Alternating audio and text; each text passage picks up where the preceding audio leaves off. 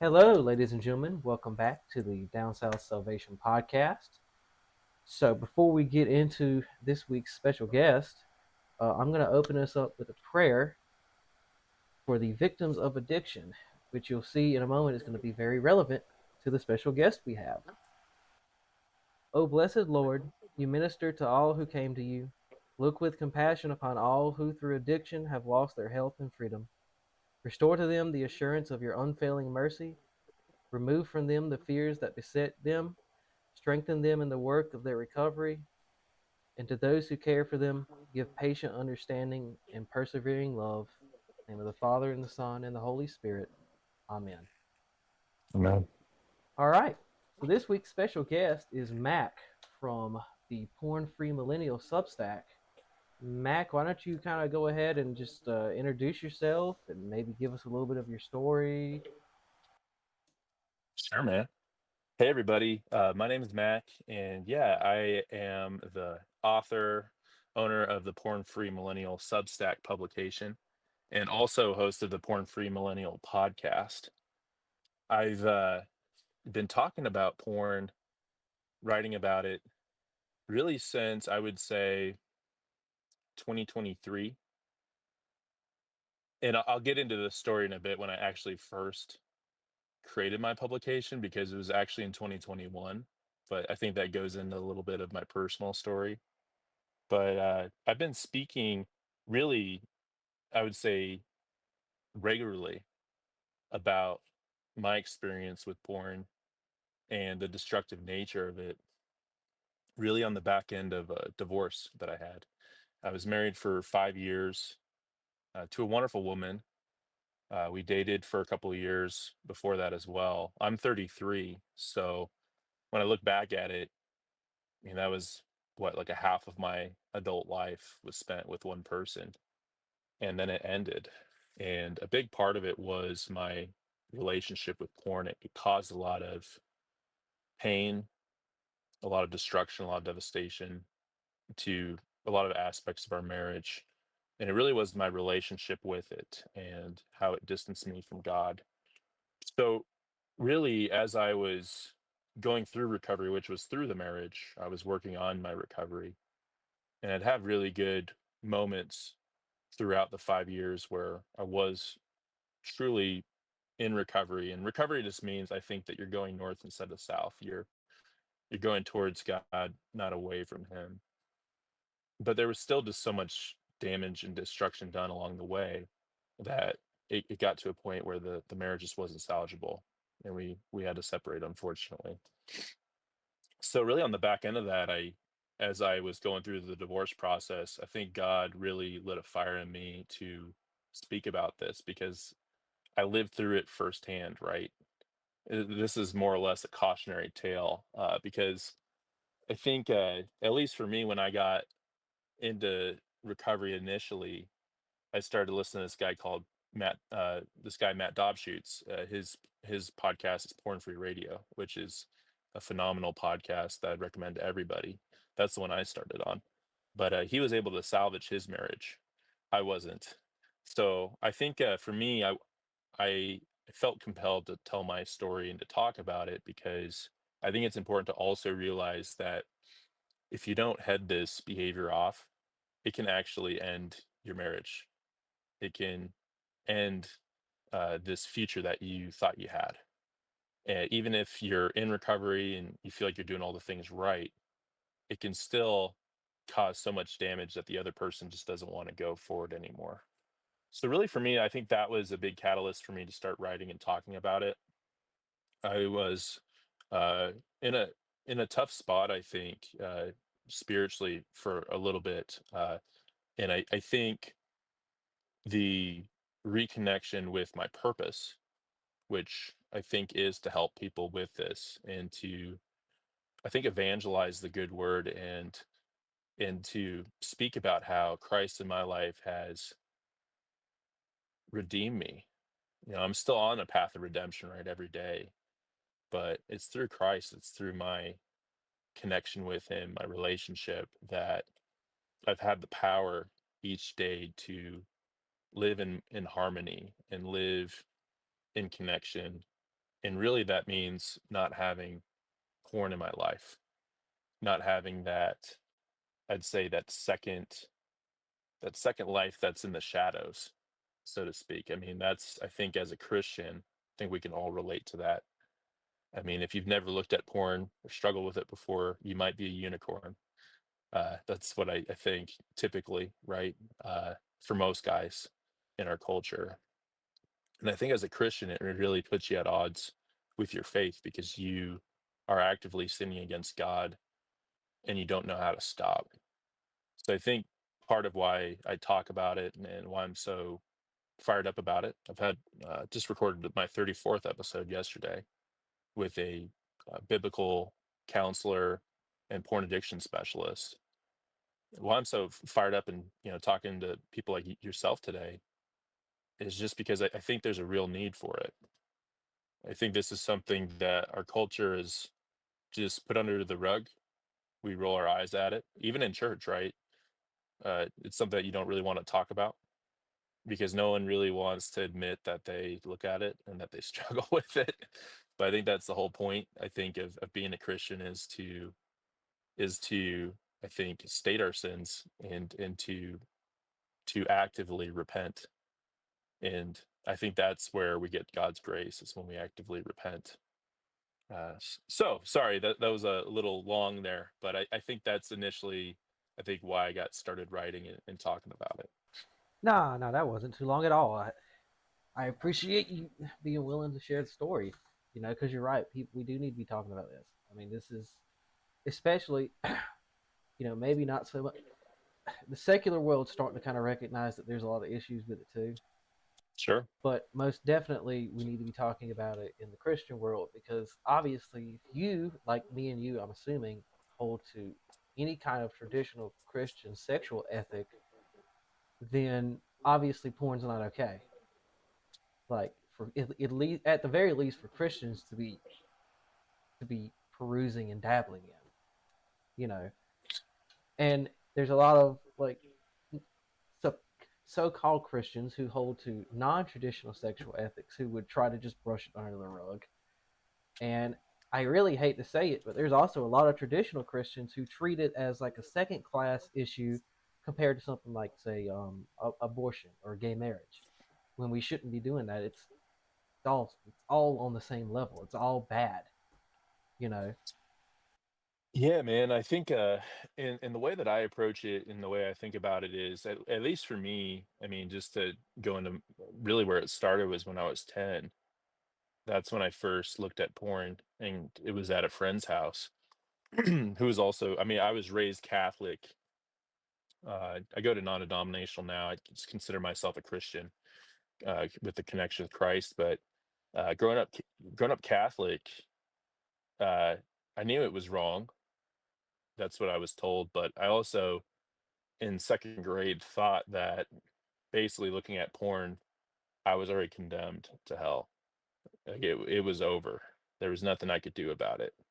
So I think ever since the age of 10, really until I'd say the age of 28, I had this monkey on my back because I knew it was wrong, but I also thought I was condemned and that there was nothing I could do to really shake this off or have it forgiven. And I think, at least I think just for Christians, right? Uh, I think when we're stuck in porn, we have this lie that we tell ourselves that Jesus doesn't love us and that we're unlovable because of this action that we did. How could God love us for committing such a grave sin and really the sexual sin of really turning somebody into an object, right? Which is incredibly sad. I think as I've matured in my understanding of porn and how it invaded my life, I think it really did affect the way I looked at people. It affected the way that I moved in relationships around in relationships, I think, with women and with men too. I think it just affected my confidence level. Like I didn't feel like I was living into being an actual stand-up guy. I think growing up, people always thought of me and held me in high regard as a stand-up guy. I always thought of that myself as well, but I didn't really realize that until I was in marriage, where my ex-wife said, "Hey, you're a liar. Like, you've been lying about this thing the whole time." And I had to confront that in myself, and I had to confront that ugly part of me to where I wasn't being honest with myself. I wasn't living in harmony with God, which then affected my marriage, right? It didn't lead to harmony in my marriage. And so I think with Christians, I think, yeah, we have to be honest with ourselves, right? We have to be honest, and we have to be living completely undivided in the living in the walking the path of Christ, right? It's not just, hey, I'm gonna do 90% of it. It's, hey, I'm going towards the 100%. And am I gonna mess up? Yeah. But my compass is heading me the right direction completely. And I'm gonna follow that compass the best of my ability. If I get knocked off a little bit, a few degrees, I'm gonna get right back to that. And I think that's just what I think spiritually, that's just been an alignment in my life. I think really the past 5 years of recovery, it's been just, I feel like every year, it seems like I just grow and grow more in my faith and my trust in God, that when I do follow his word and I do follow the path, only good things happen, man. I mean, it doesn't mean that it's easy. It doesn't mean that there's no pain or suffering or moments of doubt or moments of sin, but it does mean that there's a gravitational field that's pulling me closer to him, and I'm letting it happen. I'm not fighting it anymore. So I think that's a big thing with porn though, man, is it invades us so early. I think that was something I put on my Substack. I don't know if you commented on it, but got a lot of replies, maybe close to 50. But I just asked, what year did you first were you first did you first witness porn? Did you first see it? And this is heartbreaking, infuriating, but also not surprising. I was 10. There's a lot of people on there that were younger than me that were introduced to porn at that, and some from different generations, right? Some it was online, some it wasn't. The guy I talked to yesterday, he's a Gen Xer. And what are you? What generation are you? Well, that kind of depends on what organization you're asking, because I What was born would in you identify '96. as? So I Okay, was okay. I was born in '96. So I've seen that labeled as very early Gen Z. I've seen it okay, labeled as very late millennial. okay. Personally, I call myself a zennial because I feel like the way I grew up, I kind of lived the way I grew up, and then listening to actual millennials, like true millennials and true Gen Z, talk about how they grew up. I'm kind of like in between both of y'all. I like that. That's really cool. So I call But myself a yeah, zennial, but most people will probably Zenial. call me a millennial. Okay. Yeah, my little let's see, my little sister's born in 94, and then my little brother's 98, older sister's 89. So you're a little older than my little brother, who's like my best friend. It's cool. I talked to Gen Xer last night, and now I'm talking to a again as what was the term for it that you said? Zennial. Zennial. I love it, man. But that's the thing, dude. It's across all generations, right? It's this. I think that's the thing with trauma, right? It spreads each generation, and I think that's what porn does. Is it's like this trauma that we experience at an early age, that if we don't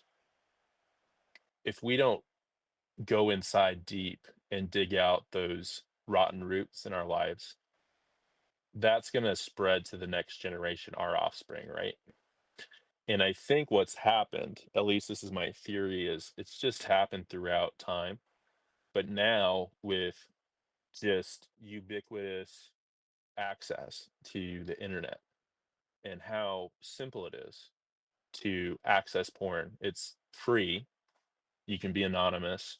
Those are the three A's, real quick, of addiction: is it's anonymity, accessibility, affordability. Back in the day, right? I mean, still remember growing up when there was dial-up internet. So I had a brief moment of time growing up where I didn't have any internet, and I think I look back on that, and that was a great time to be alive. Great time to be alive now. But there's a lot more, I think, accessibility issues today, and it's free, and you can be anonymous. Back then, and even before that, right, you'd have to go to a store, you'd have to get a VHS, you'd have to get a magazine, and you'd have to drive there, and then people might see you in town. So there's all these things that you had to do. I think there were barriers that were natural barriers to vices, and we see this as well. I mean, I was kind of blown away. I put this on my Substack about, I think it was DraftKings and Delta Airlines made a deal to where basically moving forward, people can basically gamble while they're flying on the back of the seat. And that just astonished me because it's just like there's no sacred ground, right? Every aspect of our lives online, anything that has to do with money, right? Or anything that has to do with, really, at the end of it, it comes down to, I think, gratification, and I think a sense of just a lack of purpose, right? I think when we're missing that lack of purpose with Christ, we go other ways. We go other avenues to get that, what we think is that sense of wholeness, something that's going to make us feel good. And obviously, with Christ, it's that eternal feeling of salvation, of feeling whole. But I think you can see it with gambling too. I mean, now you can just do it on your phone. At least in Colorado, it's legal, where you can just bet whatever money you want on uh, anything right away, just at the tap of a button, right? And it's just all over everywhere. So I think what my point with that is that I think there's just access to just about anything that can be addictive.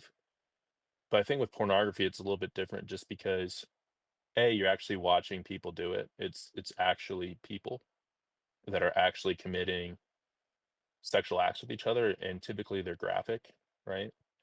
Uh, I've been writing a lot about Pornhub, and there's actually the Supreme Court heard arguments just a few days ago about the age verification laws in Texas, and I think they're going to, I think it's going to be in the summer when they make their decision. But I've been reading a lot about, there's a really good book called Takedown by Lila McElwaite. I'm reading it right now, about three-fourths of the way, but she did a lot of work uncovering just the crimes that go on porn sites, to where there's no verification of the users that add the videos of the age or the consent. So basically, there was just videos of rape, child porn, sex abuse, you name it, that were being monetized on these sites. So with that being said, uh, I think there's a different impact that porn leaves on our soul, because we're actually not just watching two people having sex or whatever it is, but we're also engaging in it when we're masturbating or just with our eyes. We're engaging with this, we're giving it life. I did a podcast recently as well called Porn as a Vampire.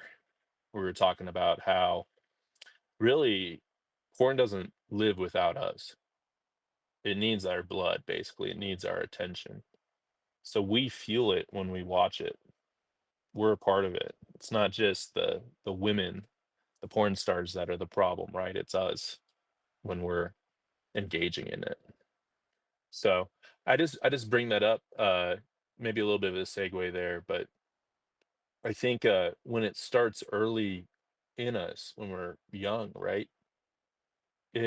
really plants a seed in our minds. I think I know for me, I saw it as a solution to my problems. I saw it as a way to medicate pain and suffering, a way to numb it. And I think that's a big thing for a lot of people too.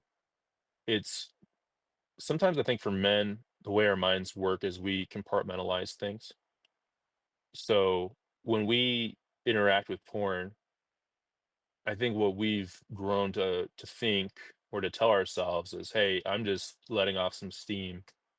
This has nothing to do with how I love my wife or my girlfriend. This is just me letting off some steam, some energy," right? That's the lie that we are telling ourselves. I think that's how we're programmed to believe ourselves as men, that we're just these sexual beings that need to just release all the time, right? But I think you get programmed to that in an early age, and then you have access to something that, I mean, really, as a guy, that's a very powerful controlling mechanism of your behavior is sex and beautiful women, right? And when you have it at your fingertips with technology, it can be incredibly addicting because you can literally pull up anyone, anytime, anywhere, right? And the only thing that's holding you back, typically for people, is their just their willpower. And we all know that willpower comes and goes, right?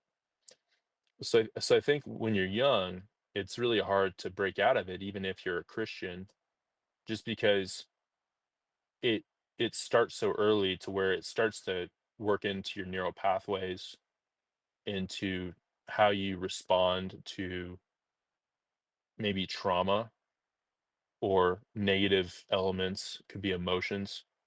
It could be something that happens.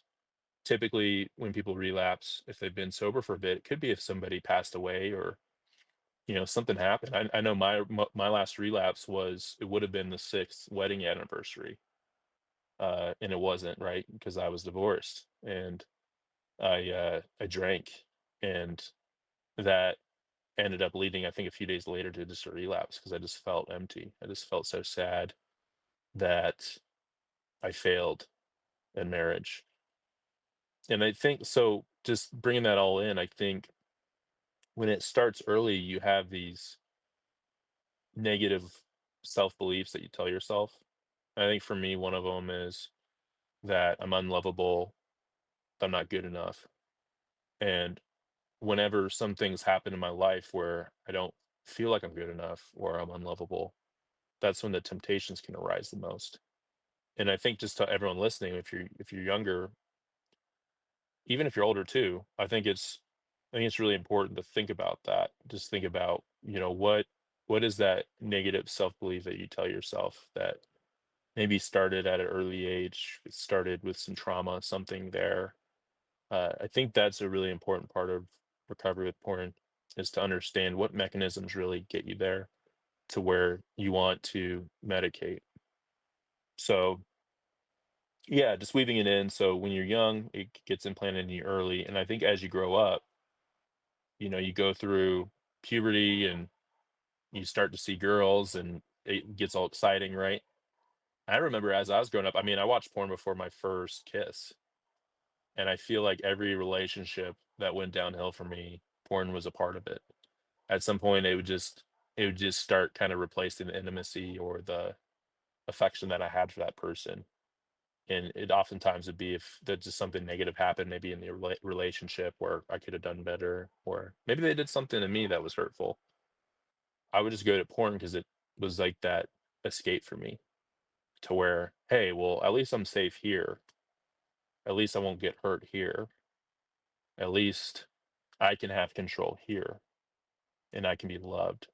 And those were the lies I think that I told myself. And really, I would just say that was a big part, I think, through my teens and then going into college years, to where, yeah, I go in spurts, I think, of being sober, but really there was no actual strategy behind it. There was no actual purpose behind it. It was just probably luck of the draw, or I was just busy with things. And then going into marriage, we did do counseling and stuff, and I was doing pretty well with it, and it was more centered around Christ. But I think I leaned too much on the marriage saving me, and I thought the marriage would just wipe away the need to look at porn, right? But I didn't know that really there was something deeper, like a trauma inside of me, pain, that was really that was the thing that I was trying to medicate. It wasn't my desire to look at other women. I never had a problem with that, or never had a problem, I never cheated on her in the regard of physical. Obviously, I think porn is cheating, but I never had a problem physically with other women. I had a problem with, I think, some deep down pain that was left unresolved that I was trying to heal. So, with that being said, I think just going into marriage, yeah, there was a few rock bottom moments where I really had to look myself in the mirror and get back on my feet. And I think really for me, I think it was like about 20. I got married in, I always get this mixed up. I think it's 2017, and yeah, divorced in 2023. I think it was like towards the end of 2017. But yeah, I think it was about 2019 was when I really started to take recovery seriously, and hit a rock bottom moment where she uncovered me looking at something, and I gaslit and lied about it, all that stuff. Made her feel bad basically for telling the truth, and call me out in a good, and I think in a way that was justified. And I ended up going up to my grandparents built a cabin in the mountains that's still within the family, which is cool, and that has access to some really nice streams. I love to fly fish. So I took my dog Bo with me, and we were up in the mountains at the cabin, and I just spent some time in solitude. And I think I binge listened about 30 episodes of porn free radio while I was fly fishing. And really, to me, I think that's really where the recovery journey really started. I think I really started to understand that there's people out there that that were actually doing it, that were actually living a porn free life in a healthy way, and with community, with sharing their story, which I think is a big thing, is being vulnerable. I think is a huge part of breaking free from this addiction. Is you have to be able to talk about it with other people that you trust. You have to be able to talk about it with your wife, someone that you're dating. You have to talk about it, because if you don't, it's going to rear its ugly head up one way or the other. So I think that's really where it started, and I got involved with Christian therapist, and he really helped. I think me. I basically did this like trauma timeline where I went back in time to just. It was kind of nuts. Just went back in time in my life and wrote down things of, hey, like when did I first see porn, and what were things in my life that affected me negatively. I had somebody in my life that struggled with alcohol that I really looked up to, and there were moments in time where they were absent from my life where I really needed them, and it really hurt me deeply.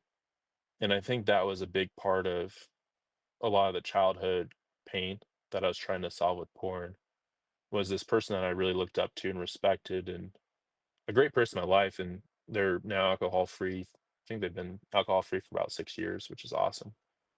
But it was someone I really respected and loved with all my heart, and they loved me too. But there were times where really important moments in my life, like my college graduation, where they were just completely absent. They were drunk, and it really hurt me. And I think those are the times that really fueled my addiction to porn, and I think just sexual sin too. Just sleeping around and not really valuing my body, and I think spreading that trauma around for sure. And so I think the Christian therapy really helped me pinpoint some things to where I was like, oh, it's not just like I have this thing that will never stop. It's if I can actually look at where the pain is, and work on that and heal that, and also right connect with God, with Christ, I can actually really make some meaningful progress in my life. So that was really helpful, and then I got involved in my church, started Bible study. Been with the same group of guys since 2019. and it's been awesome. Phenomenal group. Pretty much core group of guys have still been there, and we meet every other Tuesday. I travel in my RV, so it's sometimes I miss some because I'm might be in the mountains or out of town, but typically try to go whenever I can. Yeah, I got involved in the church, and I think I really started to live a more Christ-like life. And I think I got to about it's about 2 years of sobriety. I think I lost about 40 pounds. I was running 3 or 4 times a day, or not a day, a week, 5Ks, about 4 to 5Ks a week. I was just really in the zone, shredded, reading the Bible, fired up.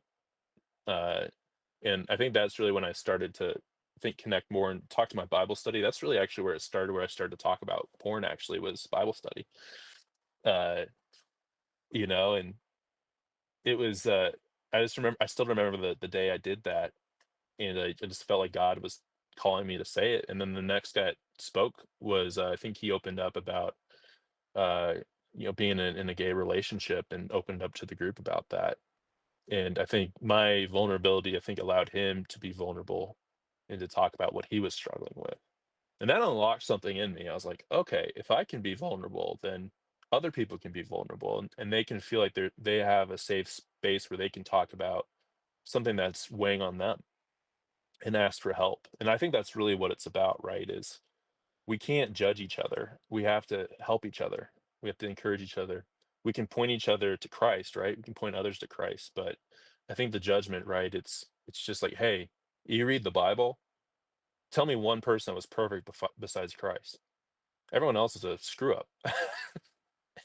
And then God said, turn your life around. Everybody, right? And even people like David that were great, they still made incredible mistakes. David with Bathsheba, I mean, that's a great example of someone that was in God's eye that did a terrible thing, but then was able to, redeem himself.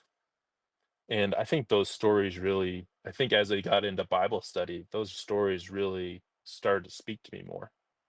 As because I grew up Catholic, I just felt really disconnected from Christ. It just felt very much like I was being taught how to be Catholic, but not how to be a Christian. At least that's how I felt about it. I still have a lot of friends in Catholic church family and stuff. Like literally my step uncle is a Catholic priest. So works near the Vatican, works in Rome. So I mean, I still have a lot of ties. I mean, we're all Christians at the end of the day, but I think there's a lot of things that turned me away when I was growing up. But I really just felt a revitalization, I think, in my faith. I think it really started in recovery, which was really neat, I think, that recovery's brought me closer to Christ. So basically, was doing really well. We were saving up to buy a house, and then we bought a house. And I think this is kind of where the story makes a turn. So basically, we bought the house. We moved from Denver to Colorado Springs, which is about an hour and a half. It was closer to her family than mine. And the thing that I didn't really account for was I was leaving behind and not having a plan for my church, my Bible study, my Christian counselor, all these really good support mechanisms I had and foundations I moved away from, right? And I was going to Bible study and making the drive, but it became apparent to me that that was just going to be really hard to do because basically it was a 3 hour round trip for me every time I went, and it'd be like Tuesday nights at 7, so I wouldn't get home till 11 or midnight. And so for me, I stopped going just because I said, "Hey guys, I'm in this different town now," and it took us a while to find a church and things like that. And I think in that time, in 2021, I started my porn-free millennial Substack. So felt like I was ready to go. Actually had like this article written. I don't know if you ever saw that show on I think it was on HBO. It's called Chernobyl. Have you It's a really good show. It's about that nuclear reactor that went down in Y- Ukraine. Yeah, I've seen it. Of course, you see the clips everywhere because everybody keeps making clips of it on social media. It Yeah. was all right.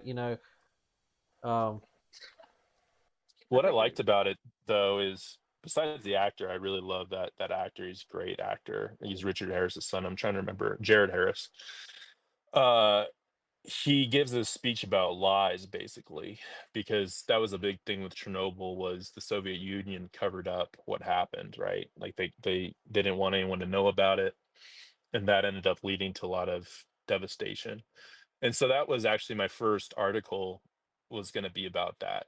Was going to be how has this radioactive effect, like a nuclear reactor going down, to where it's almost like you're trying to harness this power, this ultimate sexual power of, hey, I can reproduce with anybody I want. The most attractive woman in the world, I can reproduce with her.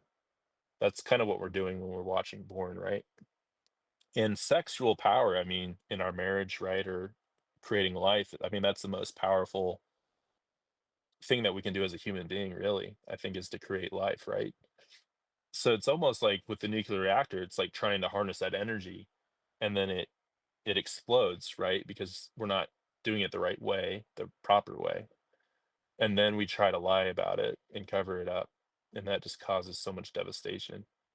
And the thing about porn too, it's like this invisible thing. It's not like alcohol or drugs to where, you know, it's something that you can visibly see or something that could kill you, right? If you overdrink or you might if you overdose on a drug like cocaine or something, you could literally die. But you can't overdose on porn and die, but it can kill your soul. It can completely kill your relationships, right? And that's why it's so dangerous. It is like the nuclear reactor because it's radioactive. With radioactive, you can't see it, right? It's not something you can see, but it'll kill you. And so I was gonna write it. I had my Substack up. My wife was supportive of it, and I think I had a relapse like a week or two later. And it was one of those things, right, where I don't know if you ever had this, but you like want to write, but you just kind of put it off for a bit. I'm sure we've all had that. And I look back at that and I think I just wasn't ready to take that journey because I didn't fully understand. I think I was overconfident and I thought, hey, I got the house, got the mountain views, beautiful house. I mean, we'd have deer in our yard all the time and bears and just so cool. Like what more could I have asked for, right? But I disconnected with God and I think I stopped I kind of just in a way just stopped listening in a way to him. And then of course I relapse. It was biblical too because I think it was the next day or so, the way I remembered it was there was this big windstorm. Or I think it was actually the night I relapsed. It was this big windstorm and it broke a tree in half that almost hit our house, took out our whole fence. It landed on our we had this really nice fire pit area that was built in with stone and stuff, and we had this free furniture kit that one of her coworkers gave us, and the tree just landed right on it, smashed everything. It was a big cottonwood tree. It broke in half, huge tree, and in my head, I'm like, well, I can't really tell her about the porn because this just happened, like we got to take care of this. So I basically told myself, I'm just going to hold this to the grave. I'm not gonna talk about it with her because I think it was, like, 2 years of sobriety that was done, right? And I felt so ashamed, and what I should have learned from, right, with recovery is to just tell your spouse right away within 24 hours because anything in between that is just ruined. All that time, all that intimacy, good conversations. If you wait for, like, a month, that whole 30 days is basically ruined in her mind. It's like, you were lying to me the whole time. So basically, I lied about it because I omitted, and then I ended up going on a bachelor party that was international, that I think looking back on it, as a man of God, I should have never went on that trip. I didn't cheat on her, but I was definitely in situations that were not good, were not godly situations, and I think when I got back, She's usually upset with that, justifiably, and then that's when I told her about the relapse as well, and I think that really just put a dagger in things, because I think I was doing all this work, and then that happened, and I think that to her was just like, "Hey, how can I trust you? How can I trust you to be the man of God if you're just gonna lie and continuously lie?" And that was a word I heard a lot throughout, the relationship was lie, and I had to really come to terms with that, was that I wasn't being honest. So, I was pretty devastated, we both were, and, I think there was a point a couple days after where I felt like I just had this complete panic attack. I was at my wit's end, and I just remember screaming like, "What does it matter anymore?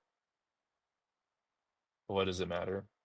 Because I think I was in my mind just like, I don't think this marriage is gonna last, because of all this damage, and, yeah, I called the suicide hotline and, ended up talking to somebody, and that put me in touch with a Christian therapist who I still talk to today, and, we did marriage counseling and things, and I got back on the path, and I just recommitted. That was when I really, and just to go a little bit deeper into that, I think I just felt like I totally screwed up everything.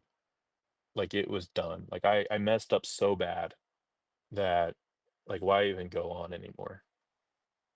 How can I recover from this, you know? Like, Yeah. no, like, yeah, sorry, go ahead.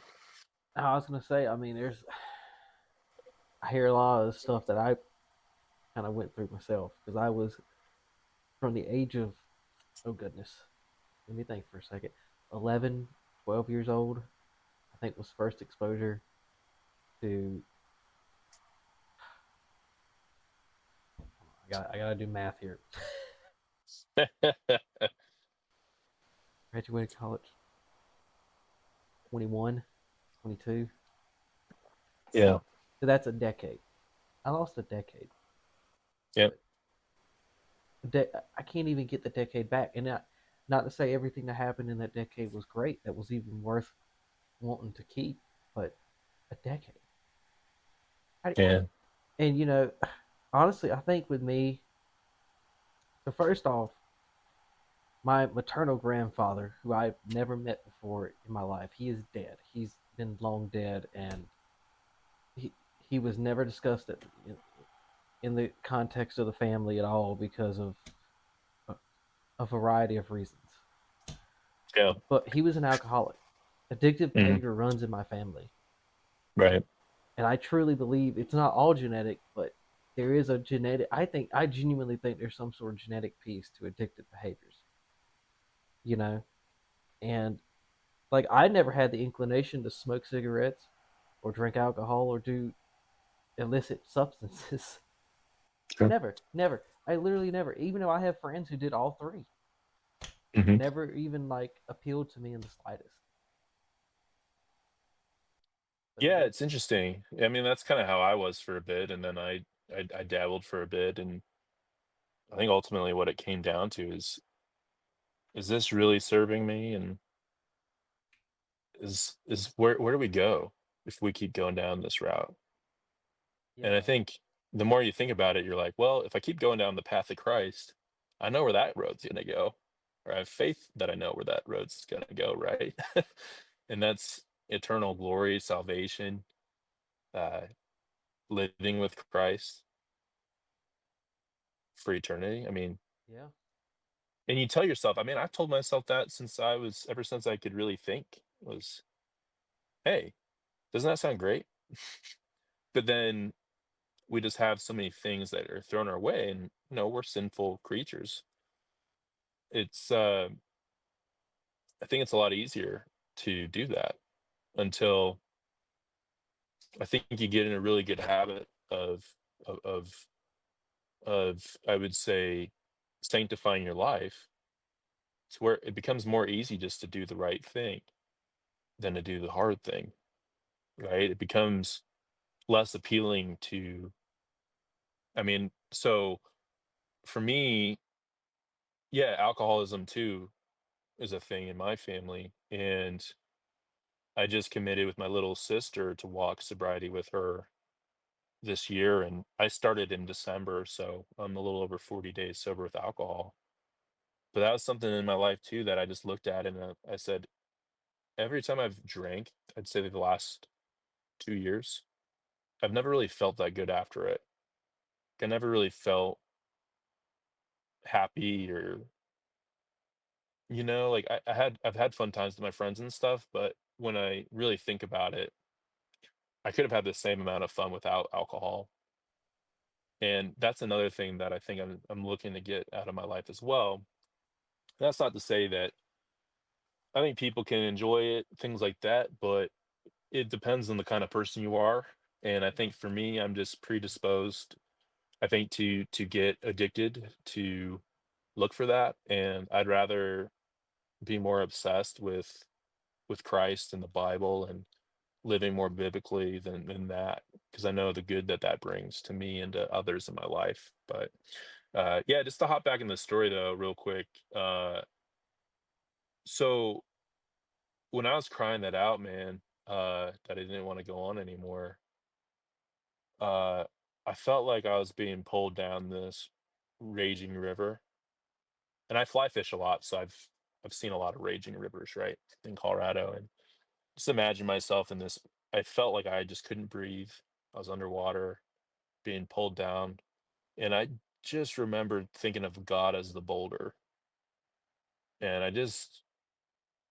still remember this, man. I just remember just saying, God, just help me, hold me, stop me from flying down this river, being pulled into my despair. And he did. Now, if you're in a river and you hit a boulder, it's not going to feel great. It's going to hurt like hell. But uh, it helped, man. It saved my life. God saved my life.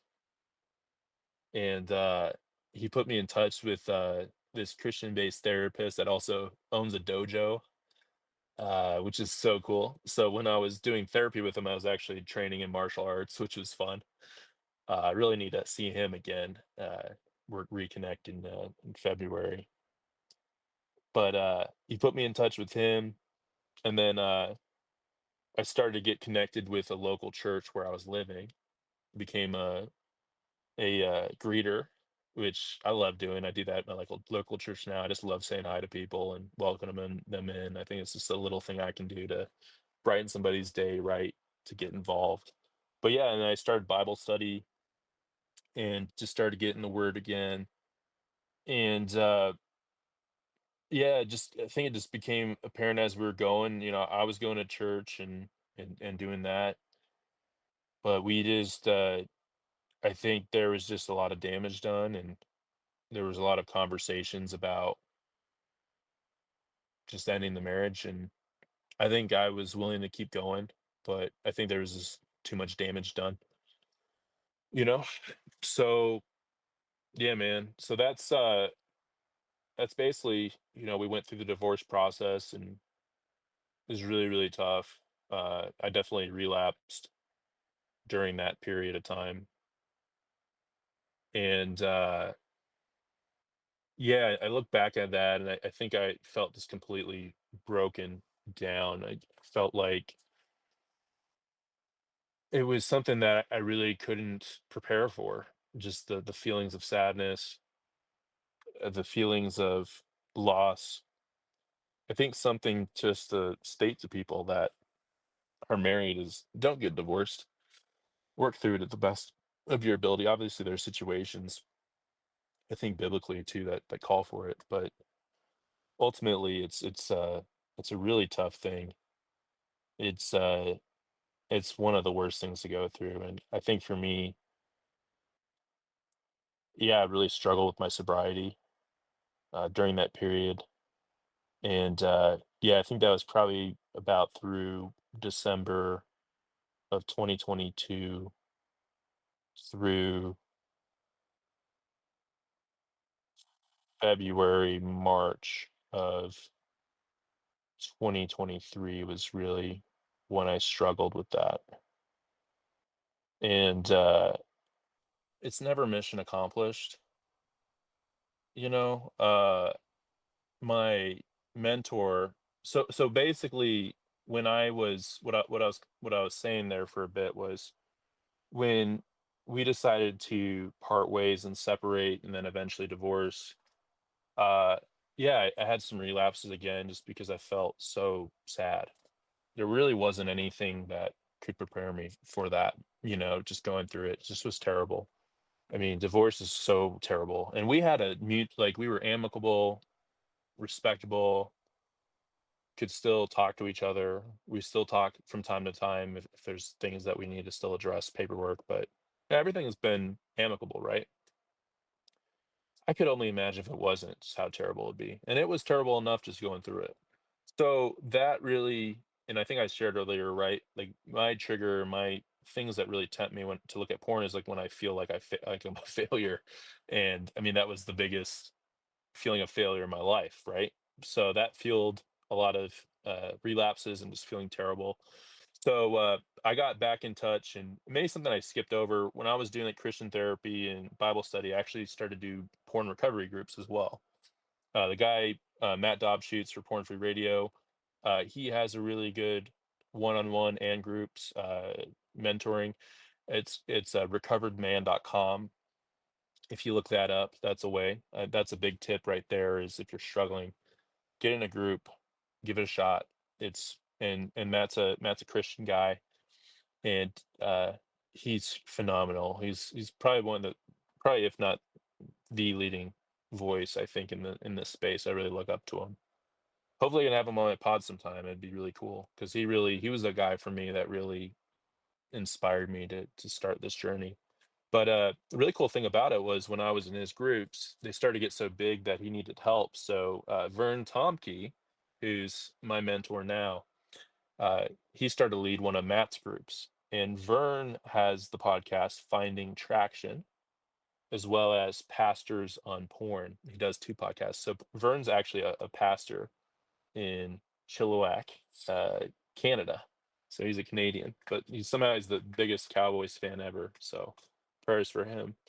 Um, but so Vern and I started getting to know each other, I think around probably like 2021 or so, I think. And then I'm almost finished. He has this 52-week course that I really wanted just to finish and complete with porn recovery. And it's really good. He has a course that he wrote out, he has videos as well as we meet weekly as a group, we discuss them. And he's a phenomenal person, pastor, marriage counselor, high school teacher, great all around guy. Uh, his site is bandofbrothers.care. But like I said, Vern has been just an amazing person to have in my life and a great mentor for a lot of things, not just porn recovery. But when I was really struggling right before the divorce finalized, I would say between December and February, that's when I reached back out to Vern because I said, I need to, just because this marriage is ending doesn't mean that, my path of recovery ends. I got to keep it going. I got to stay connected with Christ, and because that's going to bring me to salvation, nothing else. So I got reconnected with Vern. He really helped me get back on my feet, get momentum going again. And then divorce finalized in March, and I was still sober through that. I had a renewed mindset, which is great. I bought my RV, which I'm in now.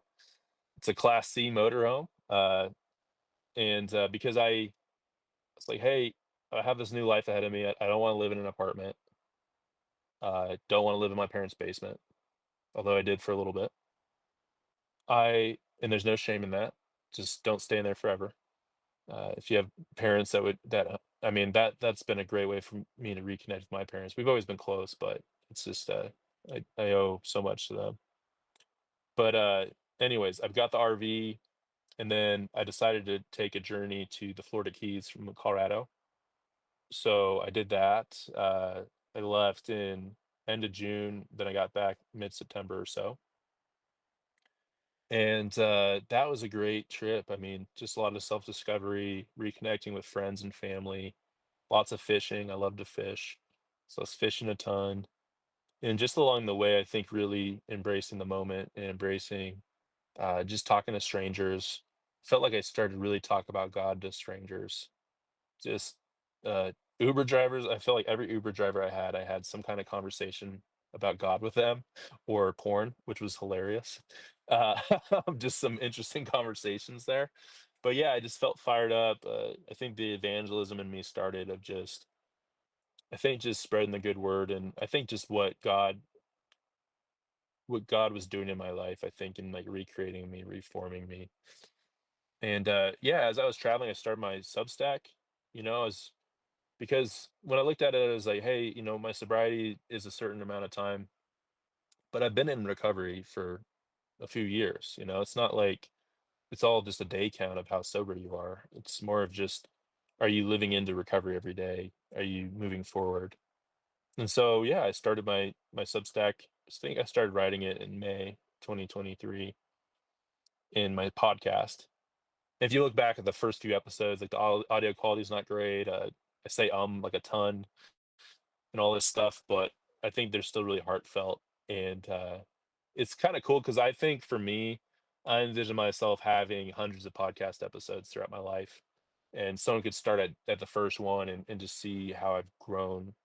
That's really what I want people to see, is because I think sometimes it can be daunting because you could look at somebody. I think like when I was growing up as like looking at a Catholic priest, you'd say, "How could I ever be that perfect? How could I ever be like that person? Like they're just so perfect. Like they did everything right." And I think it's good for people to see somebody grow, throughout time. So that's part of the journey with the Substack and the writing and the podcast, is just to say, hey, this is where I was at, this is where I'm going, this is where I am today. And I think that's important for everybody to understand, is it's all your story, all of it. It's not just the good things, it's the good, the bad, the ugly, right? That's what makes us human beings. Uh, that's what makes us special, I think. It's not because I think our suffering really can be fuel for good things.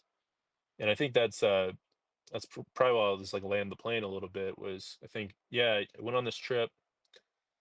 It's feeling really good. I was writing, and then I got back to Colorado, and then I didn't really have anything planned. Like I just kind of felt like I started to go into bad habits just because, hey, I'm back from this trip.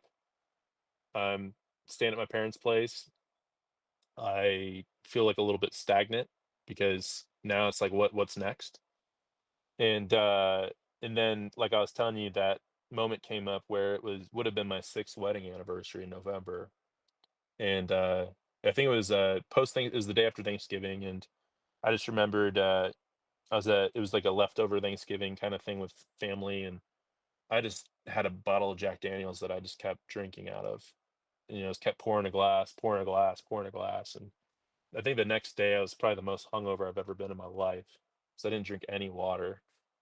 And I just remembered feeling incredibly sad just because of just thinking back. And there was a lot of moments. I think there was a grieving process. There is for sure when that happens with a breakup, especially a divorce. Is there's a really big part. It does feel it is like a death. It's a death of a relationship with somebody that you're tied to.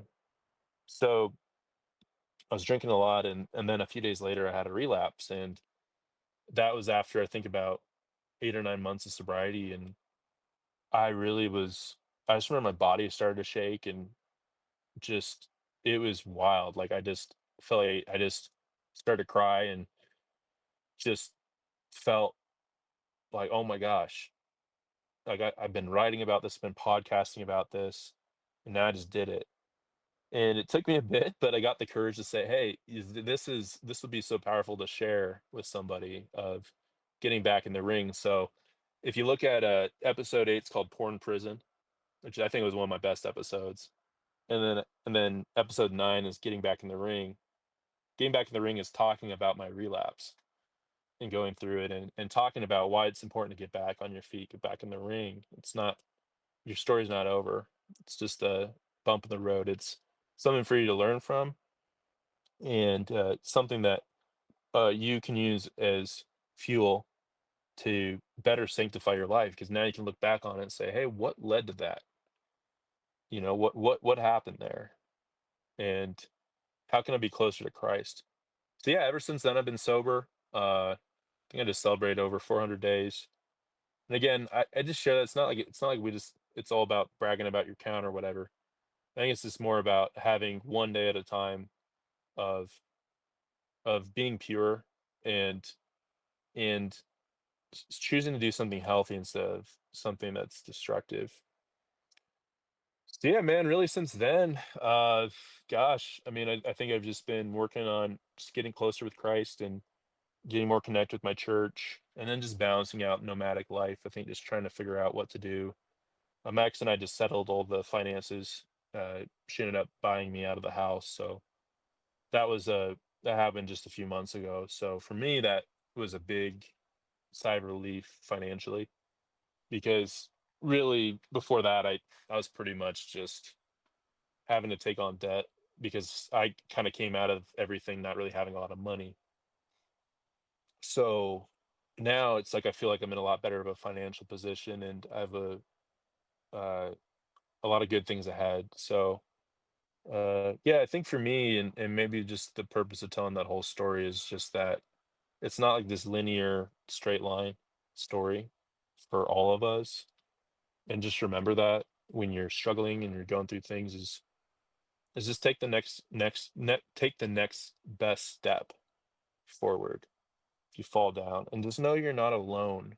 You're not alone with Christ, A, but there's also people out there like myself, like Vern, like Matt, that talk about this, that are open about it, that want to see people in their lives that struggle with it overcome it. So I think that's a tip for people is, you know, start thinking about what this means to you and what your purpose can be in God's kingdom, where your brokenness can actually be a bolster for other people, where it can be powerful in a great way. Because I think that's the amazing thing I picked up on just going through recovery is that God uses our brokenness for sanctification, for salvation, for encouraging other people. It's within our brokenness, I think, you know? I think it comes from us internally facing whatever that is that's broken and working to fix it with Christ in our lives. And then once we're really on our feet and we're confident and we're walking the walk, then we can share that with other people and share it in a way where, and I think that's a beautiful thing, I think, with at least how my philosophy is with evangelizing is it's just more of just telling your story. You know, it's not, I really avoid when people are really not religious, just quoting the Bible at them. It's more of just showing them who I am and how Christ has been a part of that. And I think that's always the most persuasive way, at least in my life, to I think have that foot in the door for somebody that and I think with like porn, like when we're in it, we're rejecting God, right? So it pushes us. It pushes away from it. So I think people when we're struggling with porn, we see someone else that's doing it, that's walking the walk, that's being honest and vulnerable. I think that's what really helps. So I think that would be my tip is, you know, listen to some porn-free podcasts. Uh, I think mine is more I tell stories. I've been interviewing a lot more people lately, different kinds of things. I kind of call it like it's kind of like the Christian porn-free GRE, Joe Rogan experience. It's kind of like I'll have people on and we'll have a topic, but you know, it can go like 3 hours, you know, just because I think it's important for people just to sit down and like listen to it and listen to someone's story. Like I'm telling you today, hopefully it helps somebody to where you can just see it and you can say, me too, right? Like me too. I struggled with that too, or I uh I went through a divorce too, or I hit rock bottom too. And just showing people that you can come out the other end knowing that you're a better person because you chose to take a stand to do something right for yourself and your connection with Christ. And I think that is what causes some really significant ripple effects uh, in your life, other people's lives, your family, your friends, your communities, is when we're working internally on ourselves to be more aligned and undivided from Christ. Yeah, yeah. I mean, 100% agree with you. I, th- I wish there was a way I could like convey to people who are struggling right now that I guess there is a way. Basically, that it gets better because I mean, I can remember. I'm 28 now.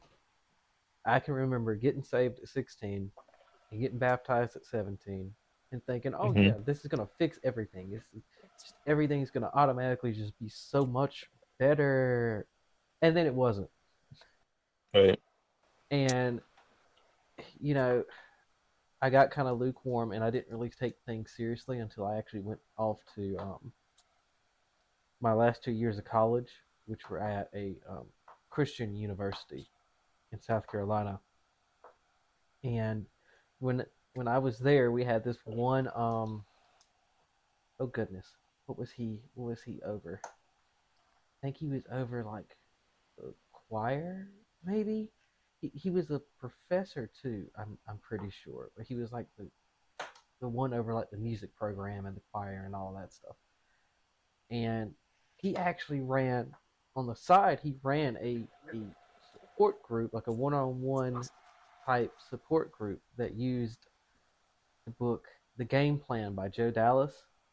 I don't know if you've ever heard of that one or not. I feel like I've heard the guy's name, but I don't think I've heard of the book. I love. I went through it. Excellent book. 100% helped me actually like get serious, like really Yeah. like be serious about this because it was like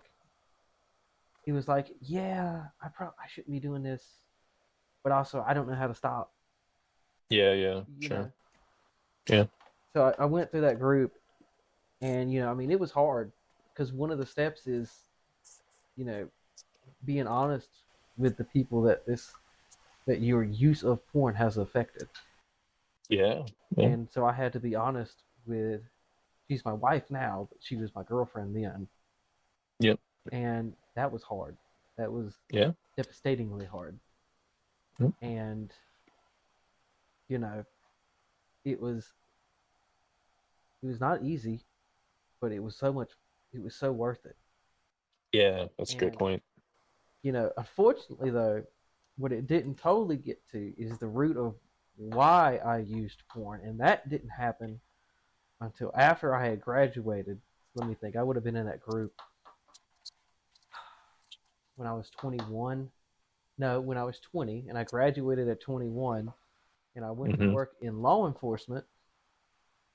And I was not in law enforcement for very long, and you're about to know why. I ended up the stress and everything was just so much that I ended up actually having a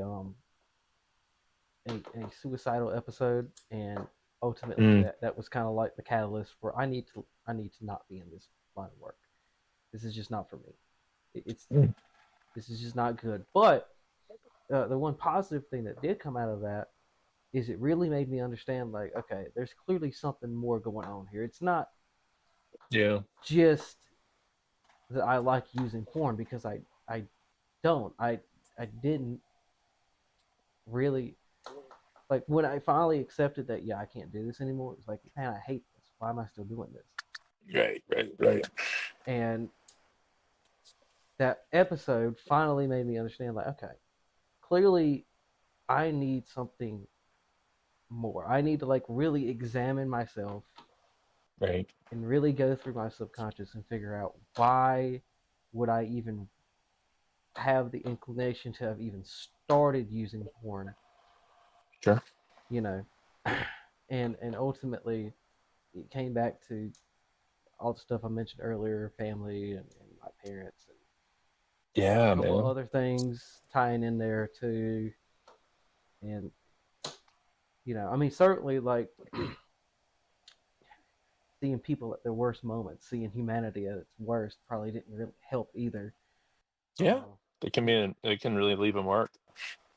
But yeah, man, I think it's kind of nuts that you bring that up because I mean, the guy I was talking to last night, he's a biblical counselor and porn addiction therapist or counselor, mhm. and yeah, he also had an episode where he didn't want to move forward, and it just strikes me just talking to you as well that it's a generational thing. It seems like I know a lot of people that have gone through what we've gone through to where we just didn't really want to live.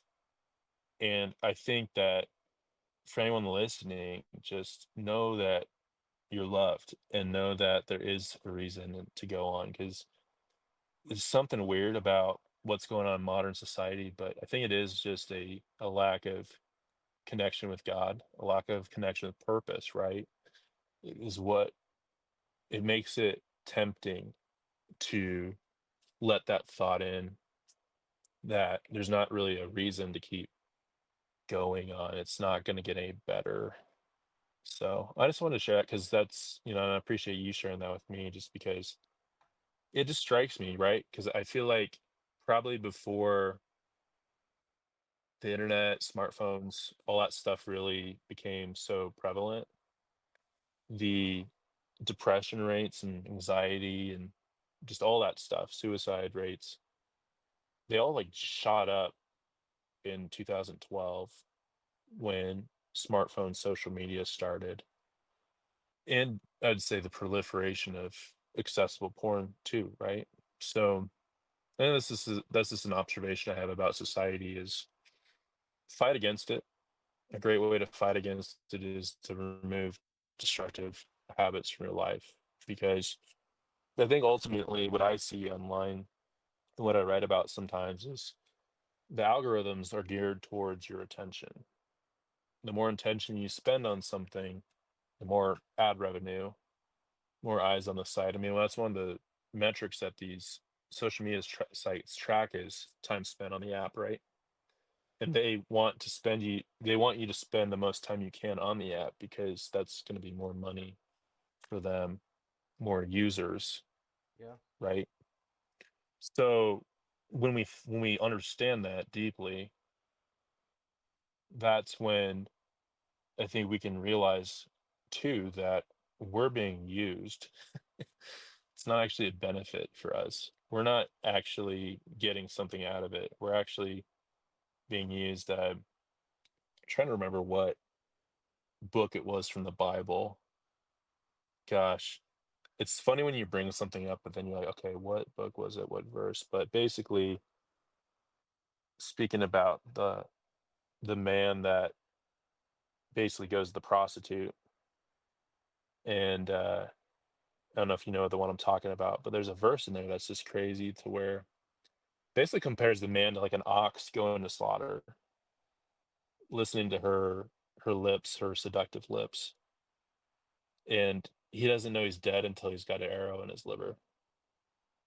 And that's how I feel. And where that came from, actually, I saw Jordan Peterson speak in Denver last year, and he said something to that. I think he quoted that verse, and I thought that kind of unlocked something. That verse is amazing. I'll have to find that one, or maybe you can put that in the show notes.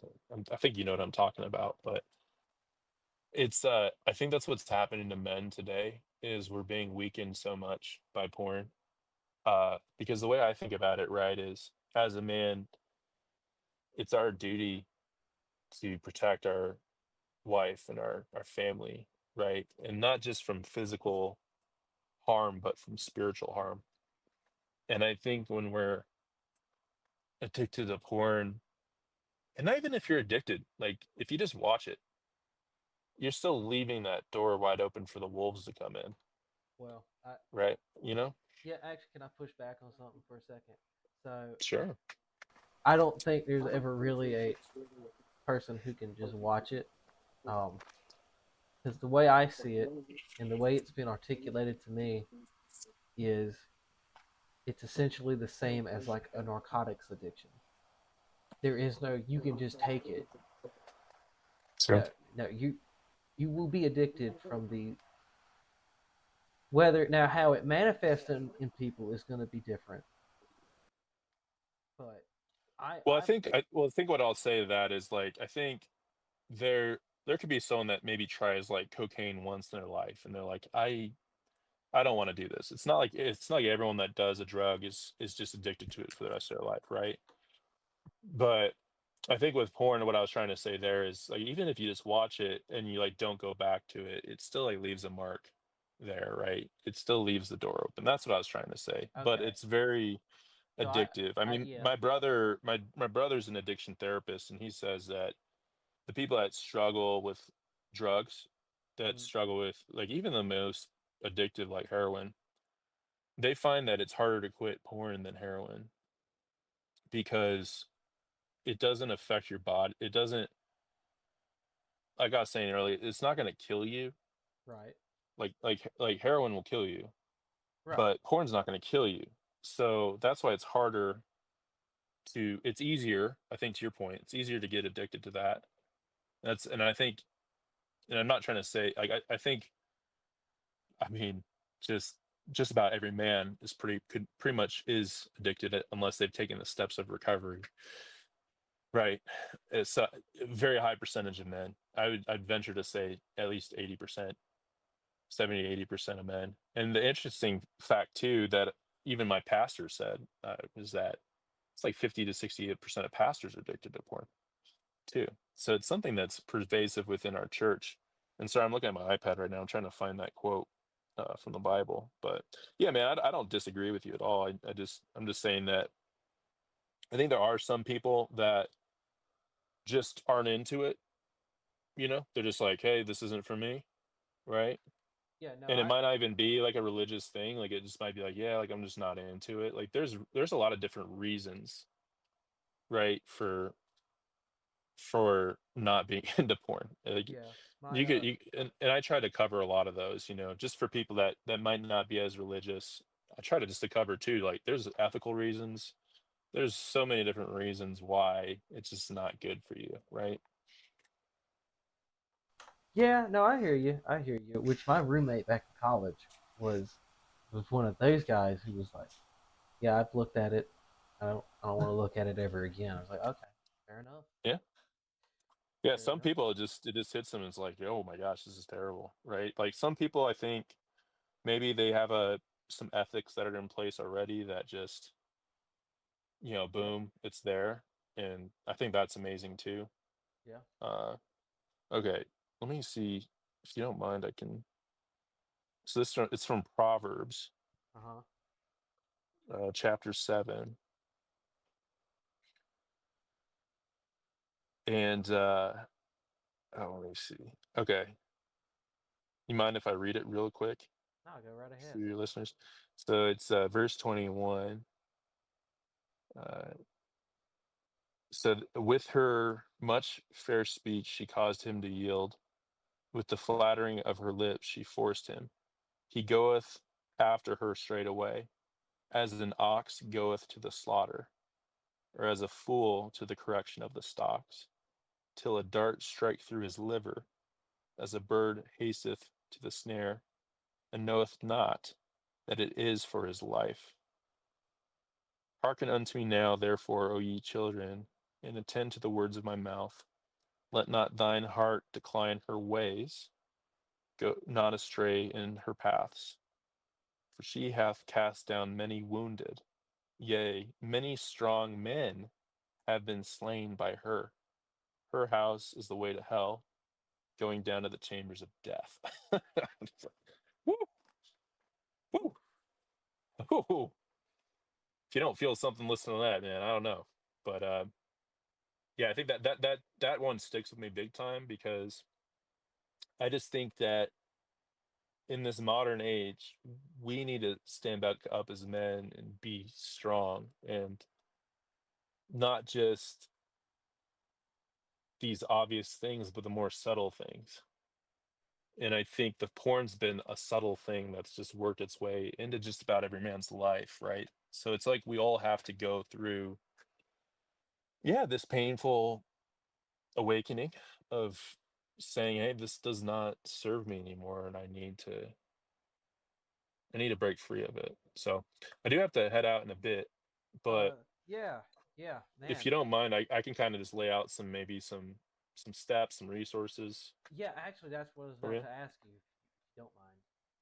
Yeah, yeah, yeah. So I think the biggest thing, uh, I think that the biggest thing, like if you're really struggling right now and you're listening and it's just really hard, I think one of the best things you can do is just to reach out to somebody, to talk to somebody that you know and you trust, your pastor, somebody in your church, close friend, family member, and just open up that you're struggling with it and that you want to change and pursue something better. Uh, I think Christian therapy really helped me out a lot. That was huge. Getting into some kind of recovery program. So I do offer coaching. If you're interested, porn free millennial coaching at gmail.com. You can check it out on my Substack too. I do offer one on one coaching, but also there's groups available. I'm not running groups yet. That's maybe something in the future, but I mean, I'm going through that 52-week course, almost done with it with Vern Tomke. He's phenomenal. Again, that's recovered sorry, band of brothers care, and then Matt Dobschuet's hosted Porn Free Radio is recoveredman.com. Both fantastic places to go. Also, if you go to the Creation Awaits Substack, that was the guy I actually just interviewed yesterday. If you check out my podcast, it's episode 34. It's on my Substack as well and on my YouTube channel. What a great conversation. Oh my gosh. We really dove into Christianity. Oh, He's a big time Bible nerd. yeah, Uh, I loved it. I oh, was in cool, the man. audience. Yeah, that was me that asked the question, by the way. Oh, that was you. Oh my gosh. Yeah. Sorry, dude. I didn't put the pieces. I didn't know your last name. So that is actually pretty cool because I knew you're Trevor, but I didn't put the pieces together that that was you. Yeah, and That's cool. I actually sent that while I was watching it. I sent the link to my another short story about my life. So, me and this guy who I'm friends with, who I met through college, not my roommate, but someone else. We've both, kind of been in this same struggle together. So Yeah. we're each other's accountability partners. Love that. Love So that. I sent him the link to the live stream. Oh, that's so cool, man. No, And no, I'm sorry. Yeah, I just I saw Trevor pop up, your last name, and I was like, hey, that's a good looking young guy. That's a great question. So, hey, man, I really appreciate you hopping on that. I thought that that guy just had so much knowledge, oh and just yeah, the way that he knows the Bible is yeah, just pr pretty inspiring for me to dig deeper into it because he was pulling some things out. Just the way he just talked about it was phenomenal. So I think that's another resource too. He has a Victory in Christ course that he made. Definitely check that out too. I think it's pretty affordable. I think it's 4 different sections. I think in total it's like $35 to start off, like without if you just want to go through it on your own. But really enjoyed talking with him. And so yeah, I think that's definitely something is to connect yourself with people that, like you said, Trevor, that are on the same path. So I think that's like getting information, getting education, and then also connecting with an actual accountability partner. right. Mine's my little brother. We've been each other's accountability partners for close to 2 years now, and we check in every day. We send each other a voice memo, Uh huh. which is like 5 to 10 minutes long. We follow a strategy called the FAST check-in strategy, and it's based off a sexual addiction counselor created this, but basically it's an acronym. Hmm. So F stands for feeling. So how are you feeling today? A stands for active commitments, which I think are huge in recovery, is to have some pillars there. So active commitments or active or activities in recovery, you could kind of use them either way.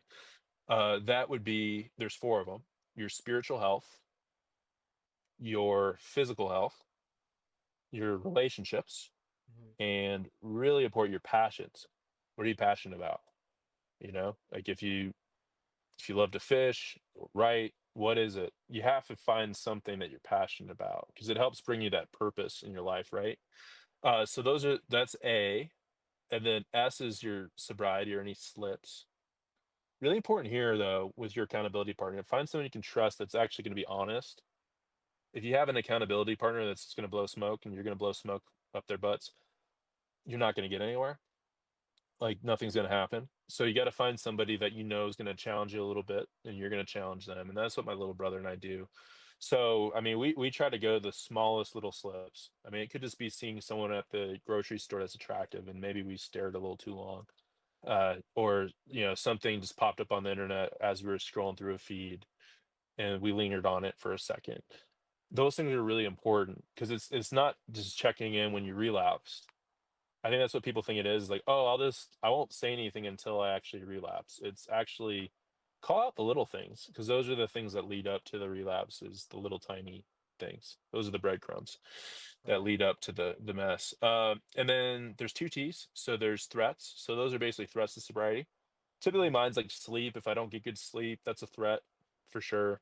I think when I was working through my divorce settlement and all that stuff, anytime I was going to talk or meet with my ex, those were just threats because it would just bring up the feelings of failure in me. It just would. Even if we had a good meeting or whatever, it just internally, I just feel like, gosh, I Yeah. suck. So those are things I'd call out. And then the last one is tools to combat the threats. So hey, you have these threats coming up. What are you going to do about it? What are you going to do Right. about it? And So yeah, go ahead. actually, since you brought up tools, and I'm not sure if this is exactly what it meant, but I'm going to ask anyway. Do you have any kind of, because like me and my accountability partner, we use a software called Ever Accountable. So Oh, cool. basically, Okay. what it does is like it's on all of my electronic devices that I use. It screenshots and text scrapes what everything, pretty much everything you're doing, except like say for instance your financials, because you Yeah. it's Yeah. got Yeah. nothing to do with anything, right? Right. And it sends a report to my accountability partner every week, every week, Yep. consistently. Yep. And if there's number one, if it finds anything that is explicitly pornographic, it's going to tell them immediately. So there's no hiding it. Like it's just going to do it. So that's the one thing. And the other thing is if it's anything suspicious, like that could be pornographic, but it can't. It's not necessarily sure. And a lot of Hmm. times this will be like ads on like Twitter or Instagram or something that gets included and marked out in the report. So Nice. do, do you and your little brother do anything like use anything like that, or is it pretty much just the voice memos and the fast? We yeah, we did for a bit. We have this thing called Accountable to You. It's maybe a little bit similar. It didn't seem like screenshots, but basically just send like a text or an email if there was something triggering. The one thing we found out with that though is anytime I logged into my Substack, he'd get a message that I was in the red because my literal Substack's called Porn Free Millennial. Yeah, he's Um, my accountability. My partner's probably gonna be like, "What the heck is yeah, what are you this?" doing, dude? Yeah, what have you been doing? Who's this Porn Free Millennial? No, the main focus for me right now is I use the Freedom app. So that I have a lot of software that blocks adult content. My main focus right now is screen time Hmm. and cutting down my screen time because I'm doing really well with I don't I don't really have the temptation Right. to look for things or whatnot because I feel like I'm really digging into healthy aspects of my life. And I think ultimately, right, like we can't just avoid something. I think accountability softwares are great to have. I have nothing against them. I think they're phenomenal. I mean, my mentor has accountability software, and I don't know. I think for me, I'm just kind of focusing more on, hey, what are things that I can do in my life that really replace that need, that temptation, and then just practicing that honesty to where I have enough confidence and resolve to bring things up that I struggled with. But I think for me, really, it's like I have content blockers. I have a ton of that stuff in my phone, Right. and then the Freedom app's awesome because you can actually just completely turn off. You could turn off your whole internet if you want, but you schedule time throughout the day to where you shut off Hmm. apps.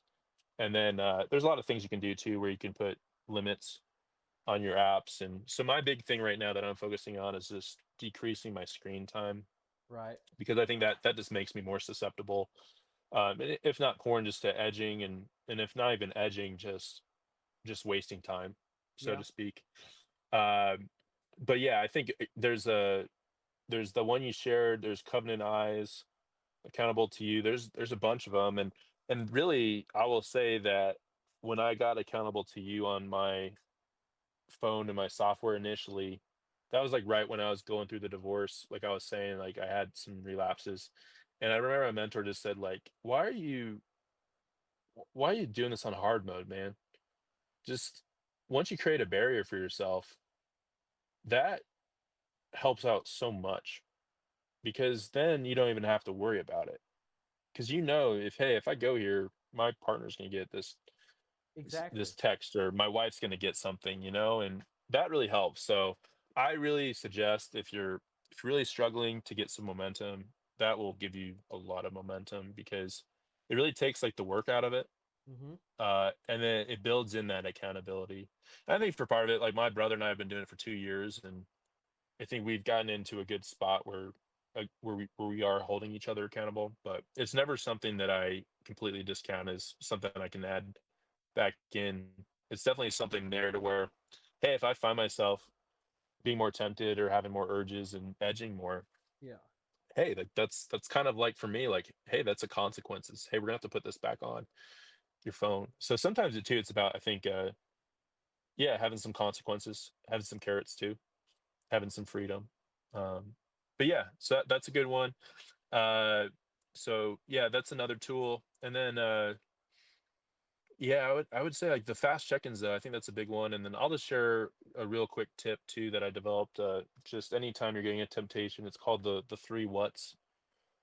And basically it's then what, so what, now what? And it's just a three-step strategy that I developed that I think works pretty well. It's pretty cool. My brother will bring it up sometimes. I'll bring it up sometimes. And it works not just for porn, but I think just for a lot of just destructive habits, temptations. But then th- then what's basically the first question you ask yourself when you're tempted or you're feeling urges is basically then what's gonna happen if I keep going down this path, if I keep giving if I keep giving life to this temptation, this urge, then what is going to happen? What's the next step? What's the ultimate thing? So then what's really is thinking ahead and having uh, that proactive mind, that awareness to say, well, I'm going to have to, I'm going to feel like crap right when I'm done with this. Then I'm going to have to tell my wife, tell my girlfriend. I'm going to have a conversation with God too, and my pastor, and my church, my brothers, my accountability partner. You just start add up all these things. It's like, well, then that doesn't sound too good. It sounds like a lot of things that I have to do that aren't going to be pleasant.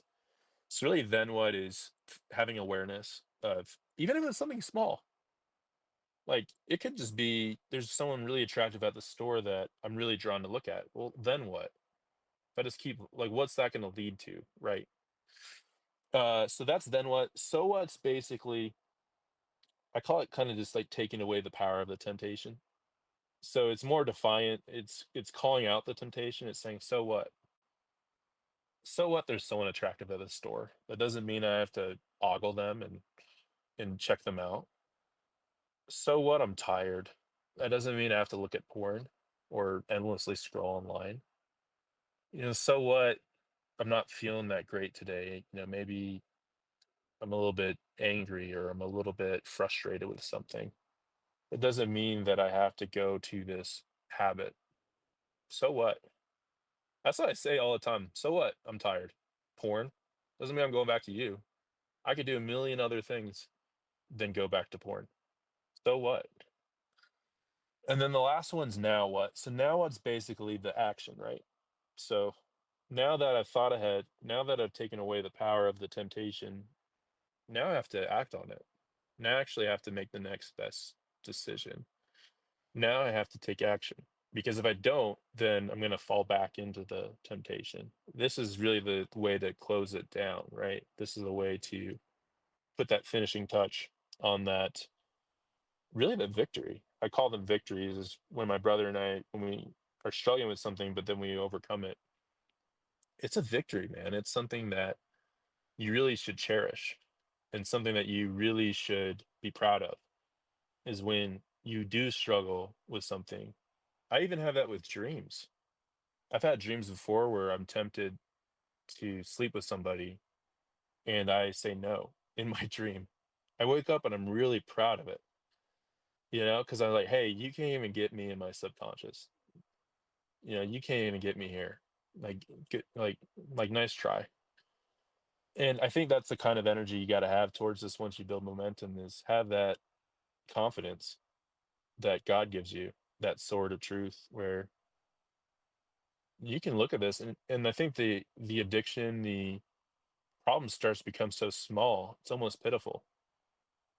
Where I was saying before is, it has no life if we choose not to give it life, because Satan can't create anything, That's true. right? True. He can only try to replicate what God has created.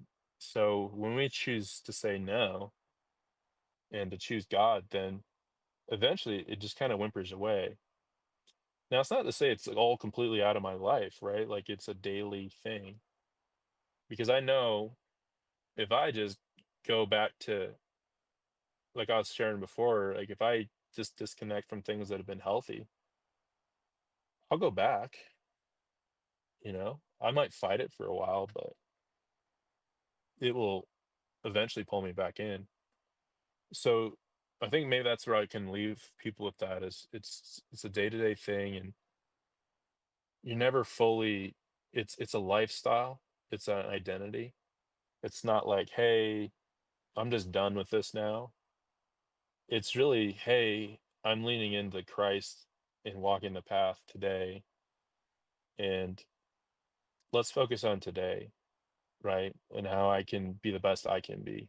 And today is good enough. And then the next day, same thing. And just do that every day. Yeah. And the days will start to add up. And then I'd say it gets easier once you get more time under your belt. Typically, the first 90 days are kind of the toughest, I think. I I 100% agree. I remember my first 90 days, and Yeah, man. that was It's a tough. that was a tough 3 months, a very tough 3 months. Yep. Oh, But it's good. It's good to go through. Yep. yeah, Good stuff, man. yeah, yeah. Just remember, fellas, and frankly, ladies too, because maybe a little bit less of a percentage, but y'all still deal with it too. Y'all listening to this episode anyway.